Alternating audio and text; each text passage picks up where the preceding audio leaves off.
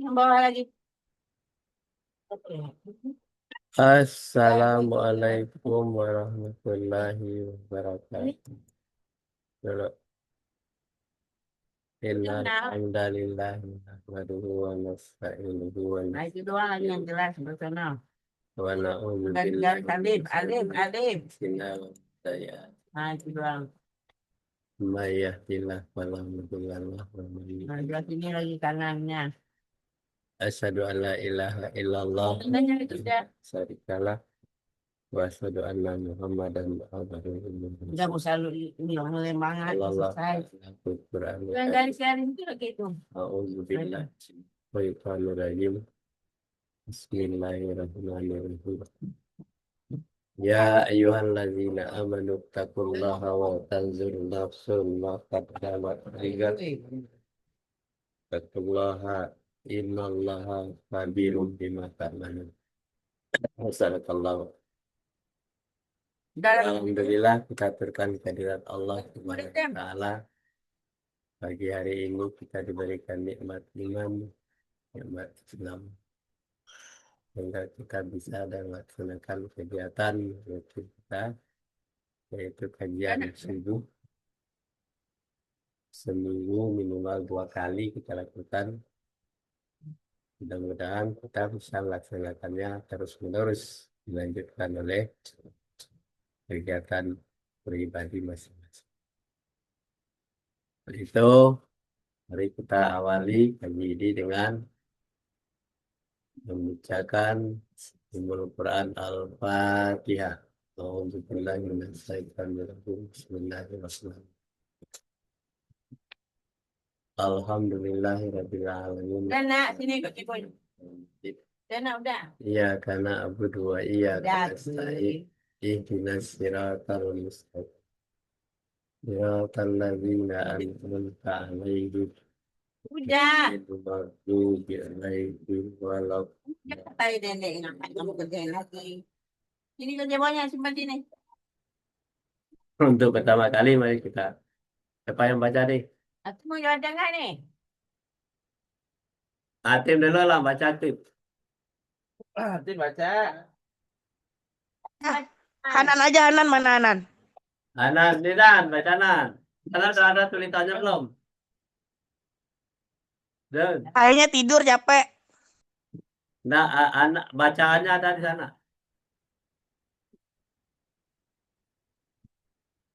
Hmm.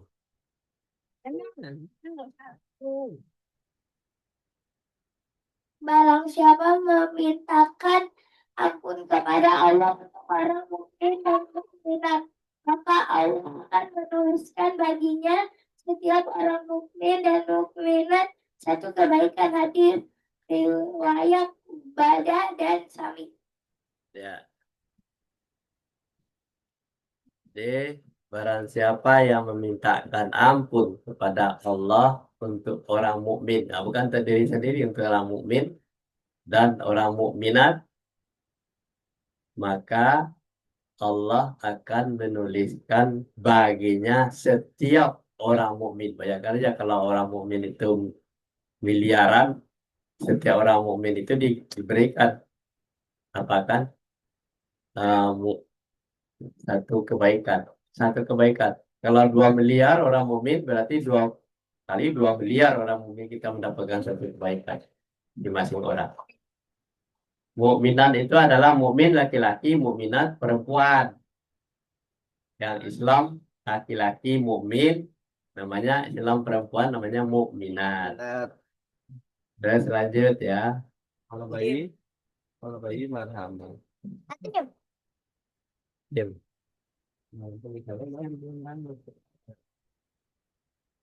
Sini nggak ada sih.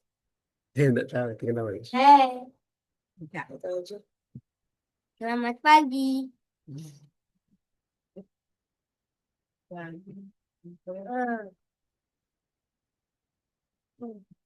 Barang siapa memintakan ampun bagi orang mukmin laki-laki dan perempuan setiap hari 27 kali, maka dia termasuk orang-orang yang diterima Allah dan penduduk bumi diberi rezeki oleh Allah karena mereka HR itu apa?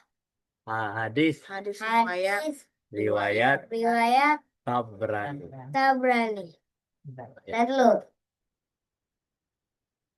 Apa lagi? Yeay. Udah aja soalnya. Yang mana nih?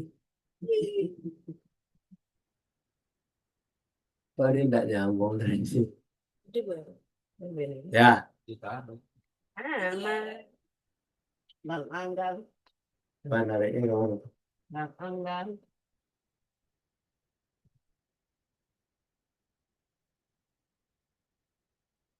Yang tadi gimana? Itu kali pakai. Tepuk tangan mulu. Tepuk tangan mulu ya. Ya lanjut ya. Kalau tuh maksudnya jelasin dulu. Hah? Ini kan udah jelas. Sibuk. Ini belum diterangin.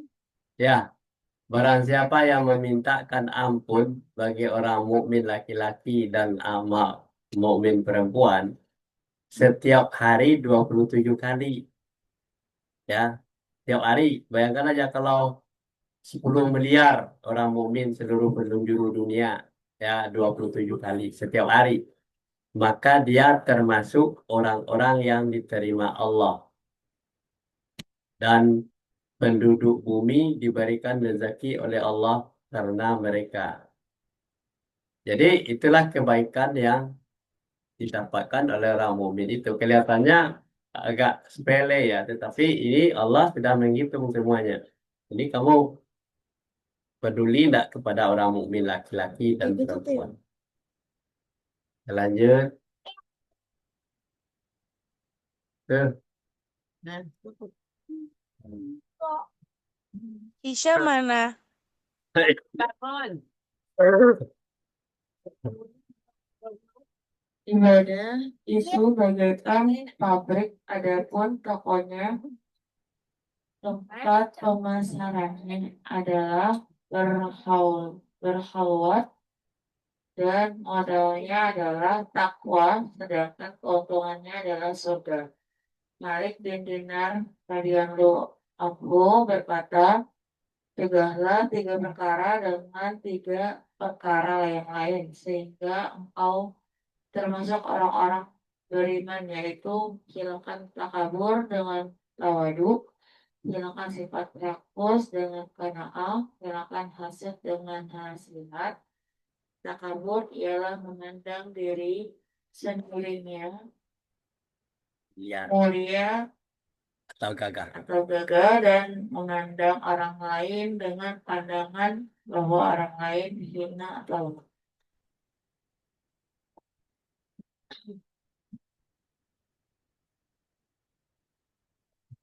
Jadi tadi kan 27 kali sehari ya kita mendoakan orang mukmin kita. Orang mukmin itu dapat imbasnya dari doa kita.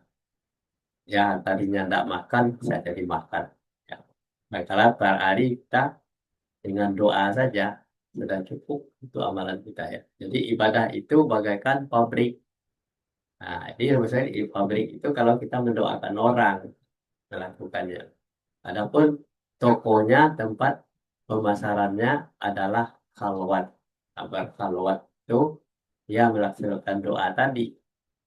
Dan modalnya adalah takwa. Jadi persyaratan untuk orang dikabulkan doanya itu harus bertakwa dulu. Tapi kalau dia tidak takwa, sekali-sekali dia ikut nafsunya, sekali-sekali dia ikut dunianya, sekali-sekali dia menghilangkan eh, Tuhannya, dia bertuhan kepada yang lain.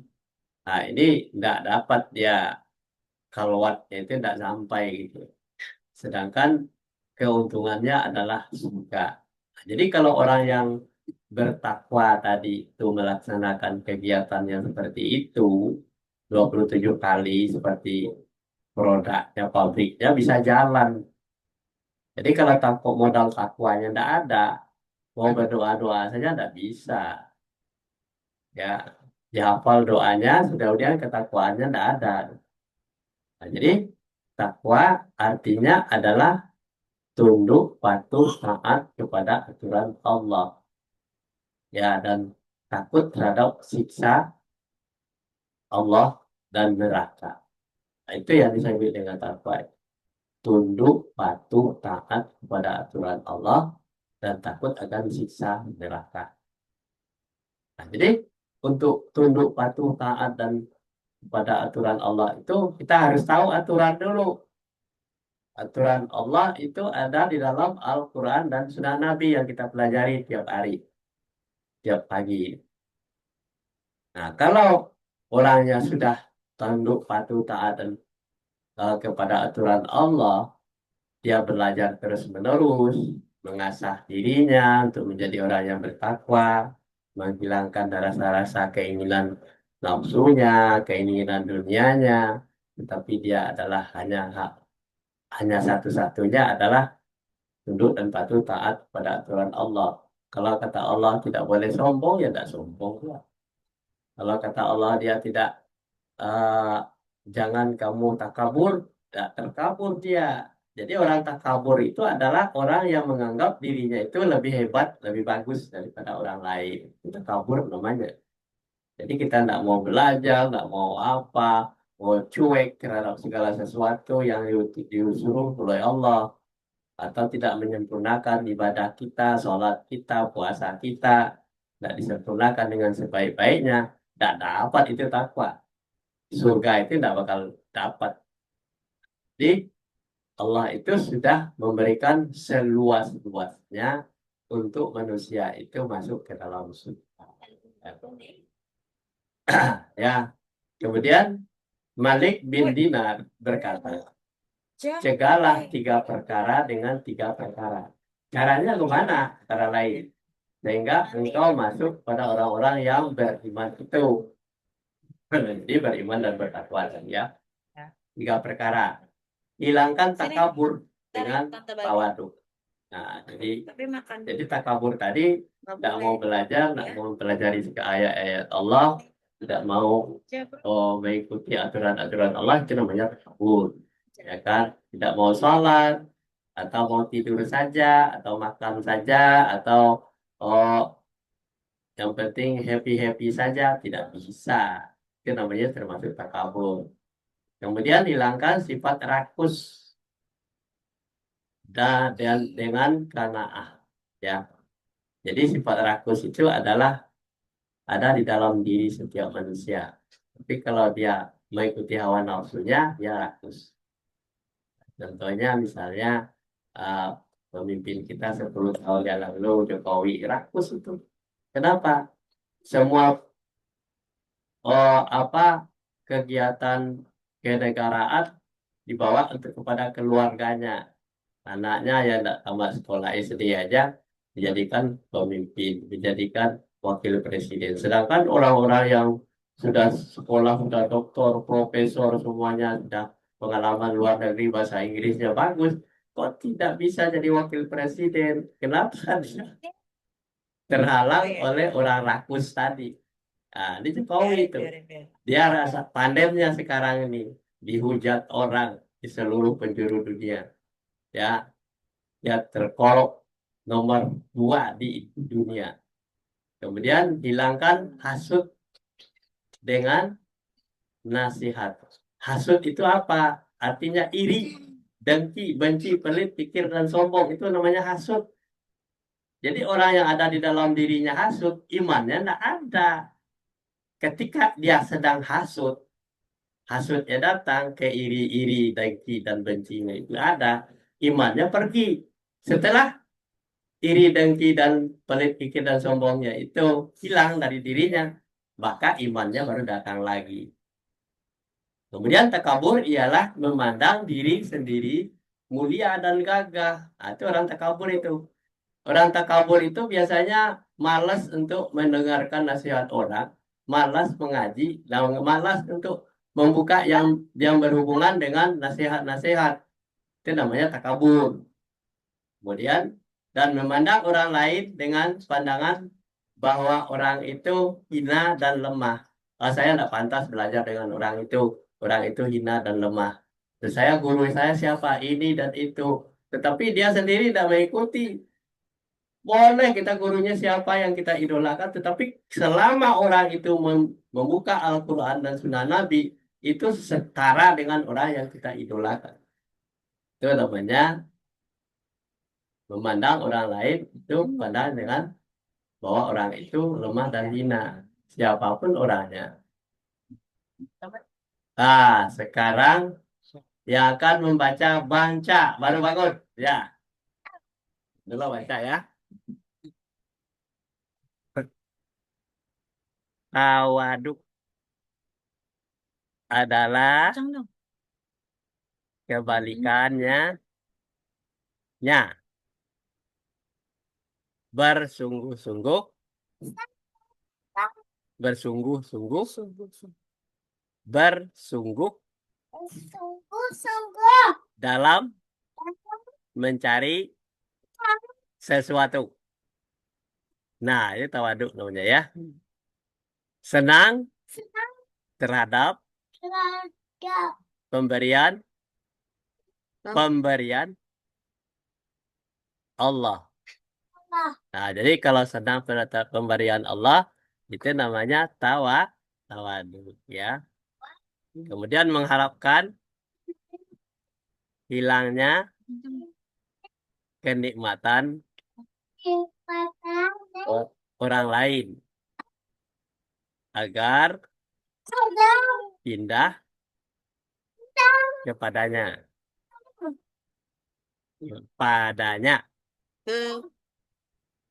Ya, menyeru orang lain kepada kebaikan, melarang orang lain kepada kerusakan. Iman dan hasud tidak akan berkumpul di dalam hati seorang hamba. Nah, bagus baca. Ini makin lama makin pinter bangun tidurnya ya. Jadi pemahaman untuk tawaduk itu ya sudah dijelaskan oleh Banca tadi melalui bacaannya yang bagus sekali, kelas tingkat 4 SD. Bagus itu Banca. Jadi nggak semua orang SD tahu yang makna tawaduk itu, tapi Banca udah baca. Jadi tawaduk itu kebalikannya. Ya, orang bersungguh-sungguh dalam mencari sesuatu. Ya, itu tawaduk namanya. Senang terhadap pemberian Allah. Nah, itu namanya tawaduk. Mengharap hilangnya kenikmatan orang lain agar tidak kepadanya. Nah, ini kebalikannya ya. Jangan sampai mengharapkan kehilangnya kenikmatan orang lain. Kita juga berharap orang lain itu nikmat juga. Agar pindah ke kita itu namanya sudah nafsu kita. Orang lain kaya, kita miskin. Supaya dia miskin, kita yang kaya, tokonya kita berikan misalnya sesaji-sesaji yang membuat orang benci beli sana ke toko itu, toko kelontong itu misalnya. Nah, di toko kita orang ramai. Nah, itu namanya mengharapkan hilangnya kenikmatan orang lain. Tidak boleh. Itu namanya iri. Kemudian menyeru orang lain kepada kebaikan. Itu benar. Melarang orang lain kepada kerusakan. Itu benar tawaduk itu namanya. Kemudian iman dan hasud. Nah, ada dua hal yang materinya di dalam diri manusia. Ada yang iman, ada hasud. Tidak akan berkumpul di dalam hati seseorang hamba. Tidak mungkin dua-duanya. Ya, Ah, hanya satu saja. Kalau imannya datang, hasutnya hilang. Kalau hasutnya datang, imannya hilang. Jadi satu-satu. Jadi orang itu dalam pilihannya dia mau hasut terus atau mau iman gitu loh. Kalau mau iman terus dipelihara, hasutnya hilang. Nah, jadi kalau hasutnya sudah hilang, giliran nafsunya itu menghasut orang, kumpul dengan orang, menghasut ini dan itu, nah, itu imannya tidak ada. Tetapi giliran tidak ada dia ngomong seperti itu, dia udah tidur misalnya segala 7 jam, itu tidak ada hasut lagi. Berarti ada imannya. Itu matematikanya dalam hidup beragama. Nah, nenek. Jadi jika seseorang itu beriman, maka tidak akan di dalam dirinya, dan jika ia asyuk, maka hilanglah imannya ketika itu. Jika asyuknya hilang, maka imannya kembali datang. Ketahuilah bahwa iman itu kadang-kadang Yazid. yazid, bertambah, kadang-kadang berkurang, atau kadang-kadang Yazhab. yang menghilang. Kuat atau lemahnya iman dapat dilihat dari kuat dan lemahnya amal soleh. Ya. Jadi penjelasan daripada yang tadi.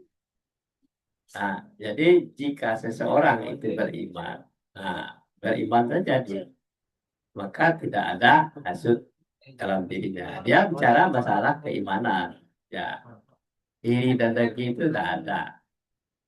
Nah, di dalam dirinya, nah kan tadi disebutkan bahwa di dalam diri seseorang itu tidak mungkin ada dua hal itu, hasut dan iman itu.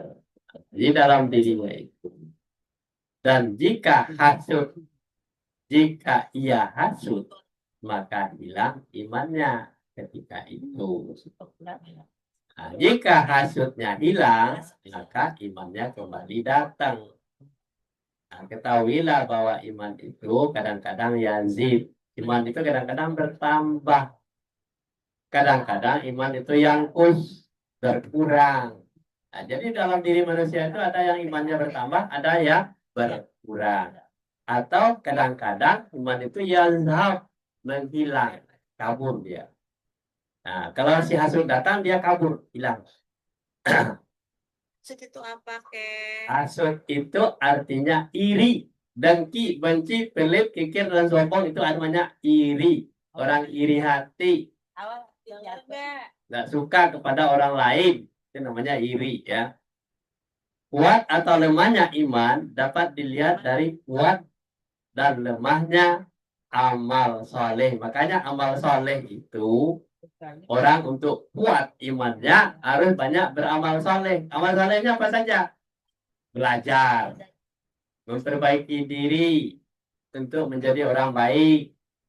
Kemudian, itu namanya imannya jadi yazid. Kalau kita belajar, iman kita yazid, bertambah. Tetapi kalau kita diam saja, imannya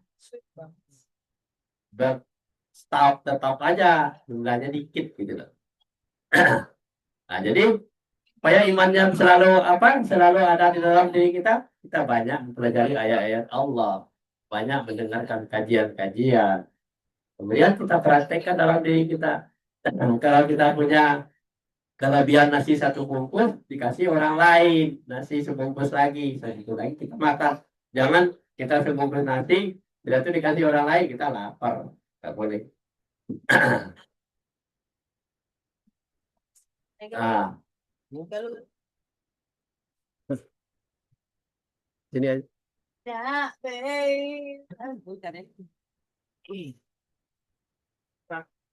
Rasulullah Shallallahu Alaihi Wasallam pernah Zarin berkata ke Abu Zarin, hai Abu Zar, perbaharuilah kapalmu, perahumu, karena lautan itu sangat dalam. Ambillah perbekalan secara sempurna karena perjalanan itu jauh sekali. Kurangilah beban karena tanjakan itu bagaikan gunung. Ikhlaskanlah amal karena zat yang menilai baik dan buruk maha melihat. Lanjut. Abu Zar adalah bapaknya Zar. Nama sebenarnya adalah Jundub bin Jinadah. Perbaharui perahumu maksudnya ikhlaskan niat dalam segala amal yang kau kerjakan agar memperoleh pahala dan selamat dari siksa Allah. Maksudnya kehidupan dunia itu bagaikan samudra yang dalam penuh dengan gelombang, maksiat, godaan, halangan, dan perintangan. Perbekalan maksudnya takwa, yaitu melaksanakan perintah Allah dan menjauhi larangannya.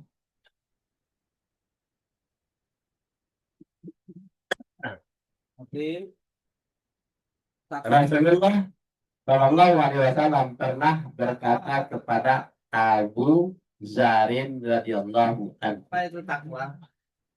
Hai Abu Zar. Nah, ini kata Rasulullah, berbarilah kapalmu, perahumu, karena lautan itu sangat dalam. Ya, kenapa? Kalau perahunya tidak bagus, perahunya lapuk atau bolong, karena lautan itu sangat dalam. Nanti kalau di tengah nanti kejebur, tenggelam, begitu ya.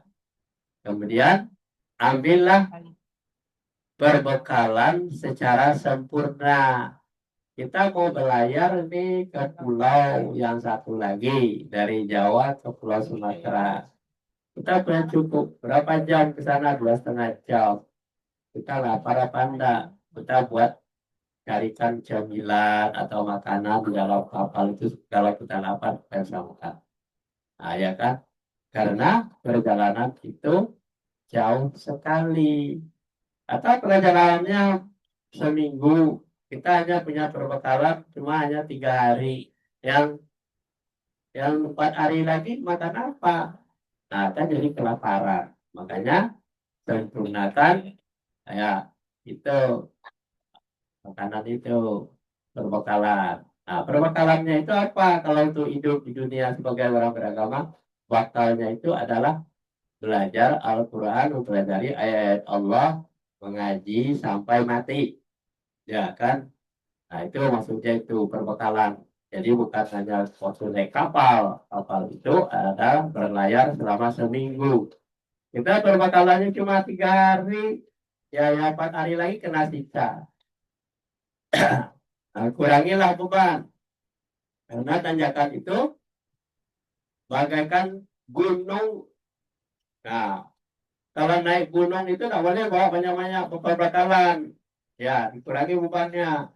Gunungnya tanjakannya gunung tinggi. Ya, gunungnya misalnya Gunung Karang. Naik dari pukul 9 malam sampai jam 9 pagi di atas.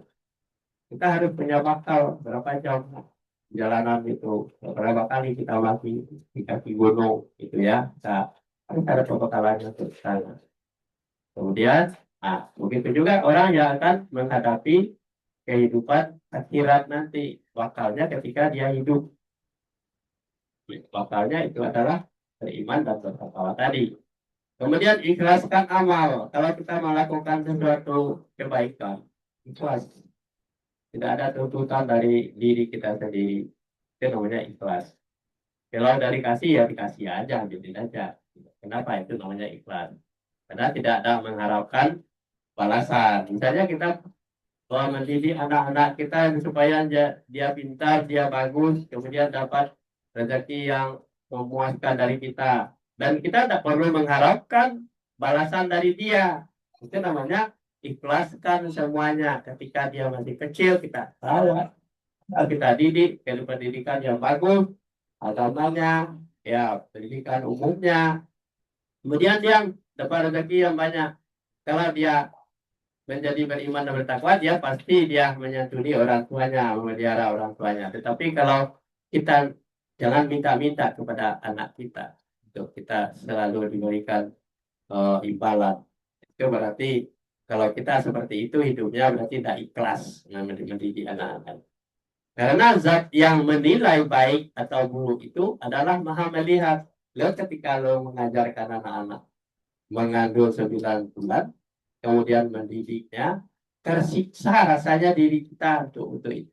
Kalau rasa tersiksa itu berarti kita tidak ikhlas. Itulah contohnya itu. Nggak boleh seperti itu. Kita senang saja, happy saja. Senang melihat anak-anak itu mundar-mandir, lari sana, lari sini. Kemudian dia belajar, dia mendengarkan kita. Kalau dia tidak mendengarkan kita tunggu sampai dia mendengarkan kita. Tidak boleh terlalu terburu-buru membuat anak itu dewasa. Sebab dia masih anak-anak. Ya. Itu namanya ikhlas kita menerimanya. Kalau anak itu tingkah lakunya tidak sesuai dengan kita, kemudian kita marahin habis-habisan. Kita paksa dia belajar, tak boleh, dilarang. Ya, lanjut. Ya, Abu Zar adalah bapaknya. Ah, namanya sebenarnya adalah Jundub bin Jinadah. Abu Zar itu nama saudara. Nah, Abu Zar itu bapak dari Jundub bin Jinadah. Jadi perbarui praummu maksudnya ikhlaskan niat dalam segala amal, segala perbuatan baik yang engkau kerjakan agar memperoleh pahala dan selamat dari siksa Allah. Nah, maksudnya kehidupan dunia itu bagaikan samudra yang dalam. Samudra yang dalam itu dalam yang dalam. Penuh dengan gelombang maksiat, godaan. Nah, itulah godaan dalam hidup itu ya. Intinya. Kemudian halangan dan rintangannya banyak sekali. Kemudian perbekalan maksudnya adalah takwa. Jadi takwa tadi dipupuk dengan iman dan takwa itu dengan belajar seperti pagi hari ini. Nah, mendengarkan kajian, membaca kajian itu sapi dengan sendiri kemudian dilaksanakan dalam kehidupan sehari-hari. Yakni melaksanakan perintah Allah dan menjauhi larangan. Itulah modal yang akan kita bawa nanti mati kalau kita sudah mati baik itu. Sampai di sini dulu kajian kita pagi hari ini. Wabillahi taufik wal hidayah. Assalamualaikum warahmatullahi wabarakatuh.